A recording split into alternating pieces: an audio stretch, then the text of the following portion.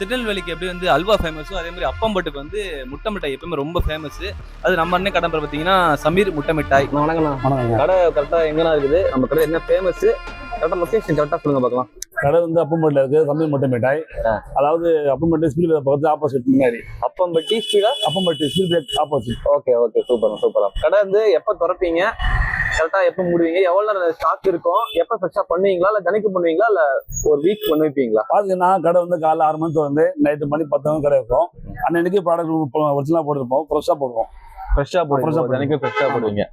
இது முட்டை முட்டாய்ங்கிறாங்கல்ல, இது எப்படி முட்டை போட்டு போடுவாங்களா? இந்த மாதிரி முட்டை பால் நெய் சக்கரை 3 சேர்ந்துதான் முட்டை மிட்டாய். முட்டை பால் நெய் சக்கரை. ஆமா, சூப்பர்ண்ணா சூப்பர்ண்ணா சூப்பர்ண்ணா. அதாவது பாத்தீங்கன்னாக்கா நம்ம வந்து விவசாயிட்டு பால் கொள்முதல் பண்ணி மிஷின்ல போட்டு 6 மணி நேரம் ஓட்டுவோம்.